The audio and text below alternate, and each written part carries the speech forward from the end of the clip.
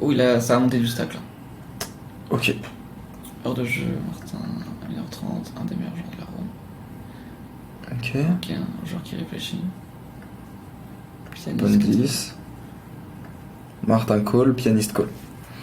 On a 3 ouais sur ce flop. Ok. Martin Reg. Et pianiste, c'est quoi? Reg Fish Tight, joue des tirages, ok. J'open pour ISO SB qui défend ses blindes ultra larges. Ok.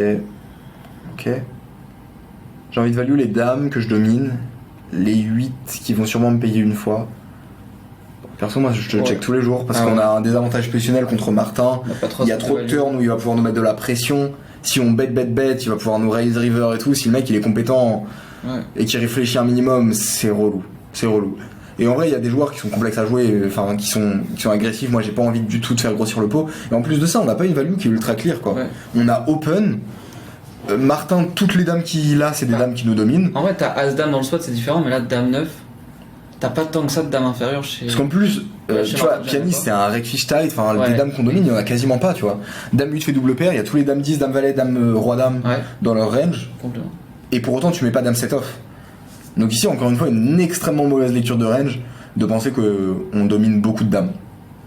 Parce qu'en fait, on domine pas de dames ici. À part quelques dames X-shoot, mais en pondération, ça pèse très peu. Et donc ici, genre juste, on a envie de checker, contrôler pot, et peut-être bet turn river, mais on n'a pas du tout envie de faire grossir un pot en hors de position contre Martin qui va pouvoir faire un peu ce qu'il veut. Donc, ok. Ici, Martin call, je fais le plan. Je pense que quand je vais faire big, il va me call des dames 10, dame valet, ok. Attends, j'ai pas compris, mais t'as pas. Enfin, soit tu t'es trompé sur la main, mais.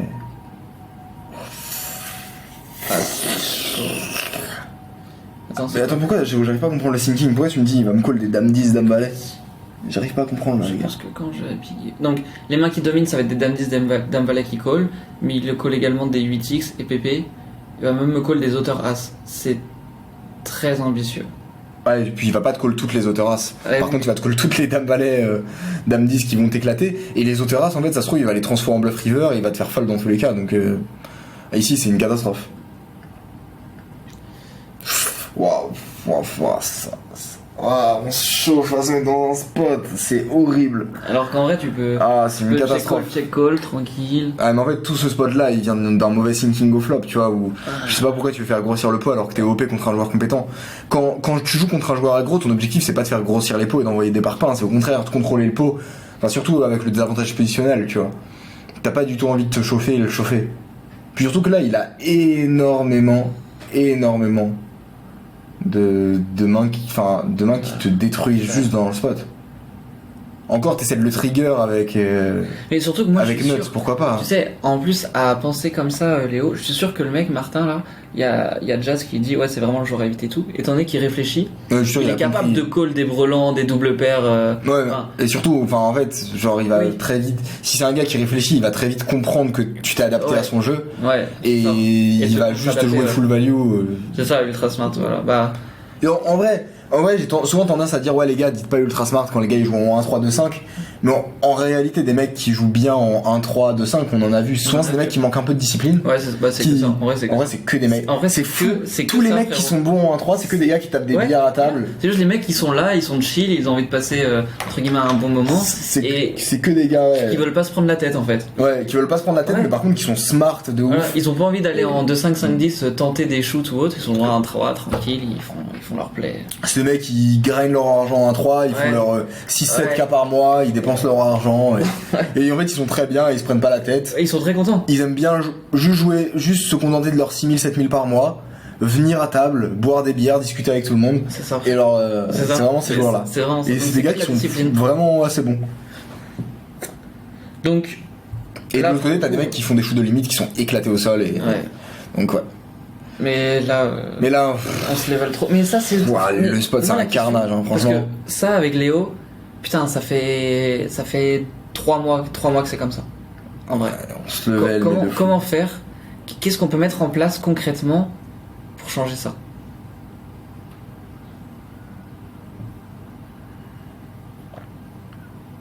Qu'est-ce qu'on peut mettre en place pour changer ça? Qu'est-ce qui peut switch? Comment on switch ça?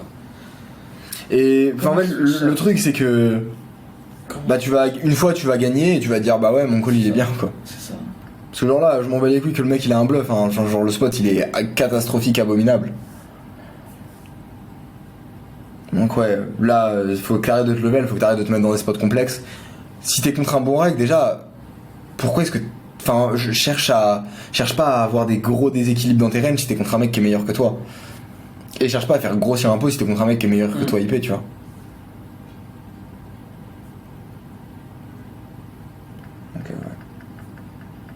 Vraiment, vraiment horrible play. Donc là c'est un 0-0 mais pire que 0, tu vois. Mais ce qui m'énerve c'est vrai que comme tu dis il l'a gagné et du coup oui alors que mais encore une fois prends du recul, regarde tes résultats au global et regarde si globalement ça prime, tu vois. Ouais.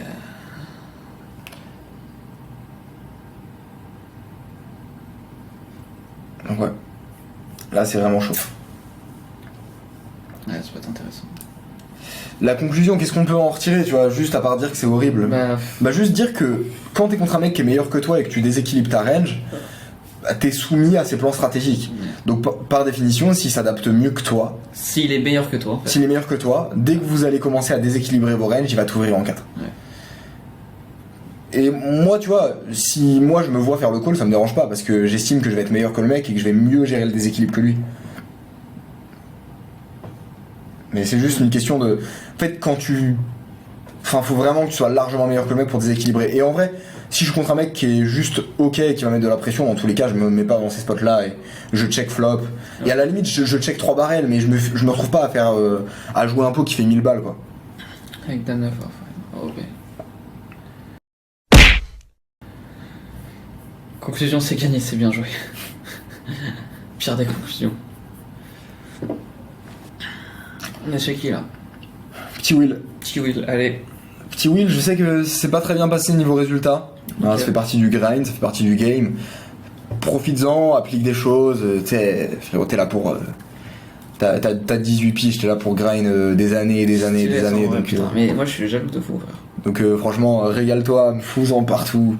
C'est Baki qui régale, envoie des parpaings. En vrai, régale-toi, genre juste mets des choses en application, teste des choses. Tout ce que t'apprends, voilà, ça va te servir toute ta life, donc vraiment focus là-dessus. Ok, Olivier qui... Est-ce qu'on a un petit sizing table? Bon, s'il y a des spews, je te mettrai quand même des zéros. Rec comprend bien le jeu. Une semaine, il m'avait dit qu'il m'a esquivé, qu'il a préféré jouer les spots de la table plutôt que moi. Ok. L'open d'Olivier, surtout à cette position, n'est pas très strong car il isole la whale de la table. J'ai une main très jouable, je sais que je vais beaucoup le jouer et encore, j'ai pas envie qu'il ne voit que des 3 bêtes en value contre lui. Donc bon, en tout cas c'était quand même bien strong, mais ouais. 3 bêtes du coup je suppose. Ok. Ouais.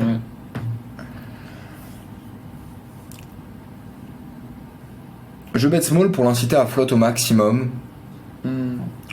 En vrai contre que je suis assez ok, ça fait peur, check à 6. Ouais, check board à 6. Check, je suis d'accord. Néanmoins je suis pas sûr. Enfin, je sais pas si réellement il va flotte beaucoup quoi. Mais oui, je suis d'accord que check sur un board à 6 ça fait trop peur. Elle est où cette ta 5-10?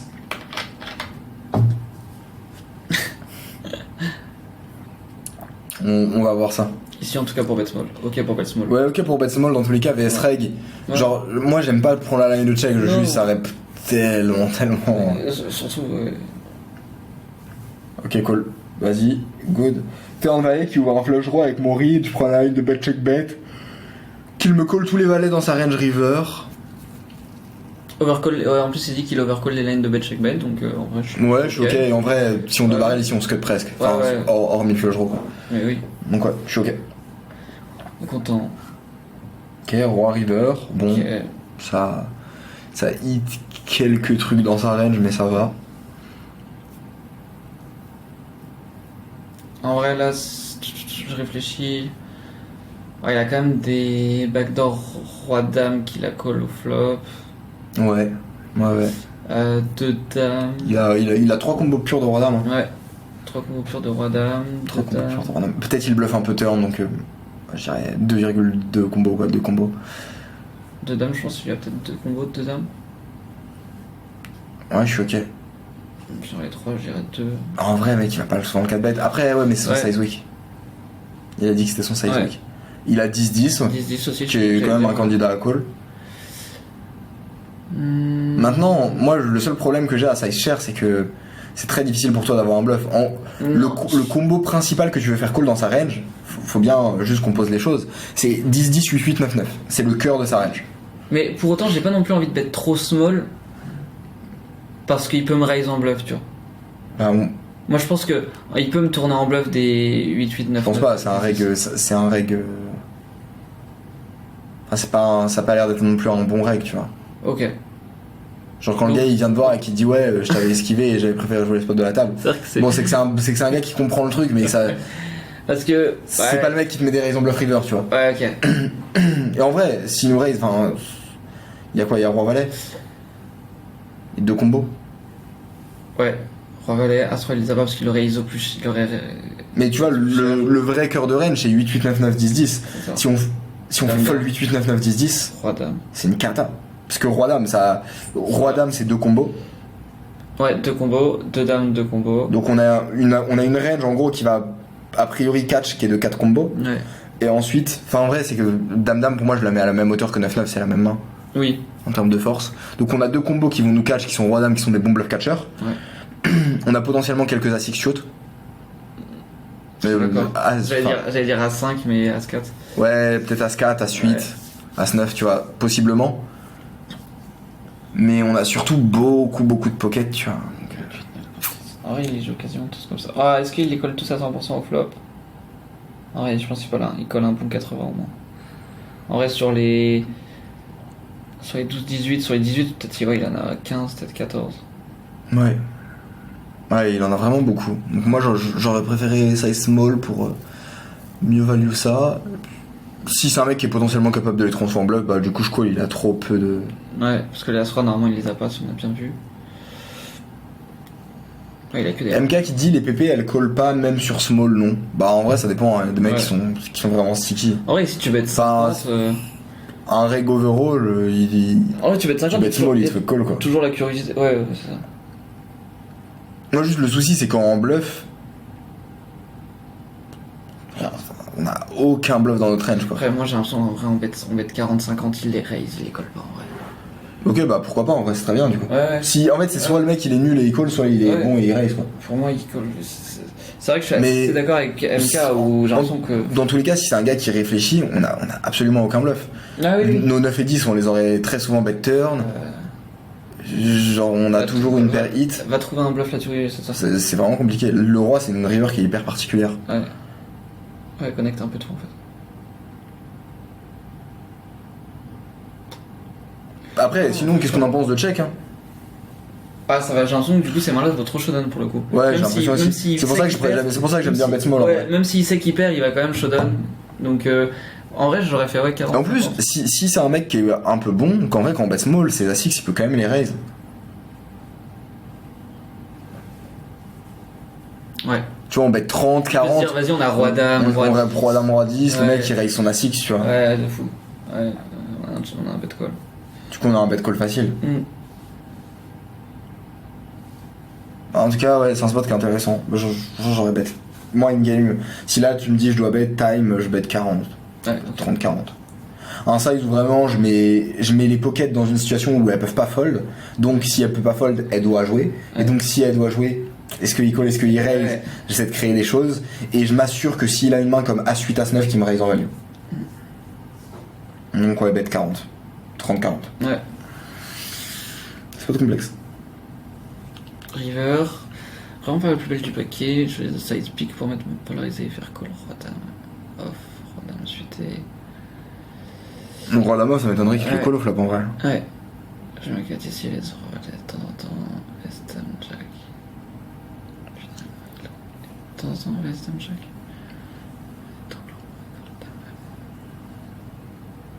Ouais, mais c'est juste on réfléchit pas assez à sa range là. Il y a un manque de structure sur c'est quoi sa range, c'est quoi les combos qu'il a principalement et les combos qui nous catch. Donc ouais, je trouve que c'est dommage le size, le spot est bien joué jusqu'à la river. Ouais. Mais bon, 3, 4 sur 10, enfin en vrai c'est un blunder. Dommage, donc, ouais, en vrai c'est quasiment un 0, mais genre juste à bien jouer le début du spot, donc je vais mettre un 3 quoi. On n'a pas parlé du cœur de sa range. Et bet call, si on bet 30-40, on bet call. Mais ouais, on a mal identifié la range. Not what she used to.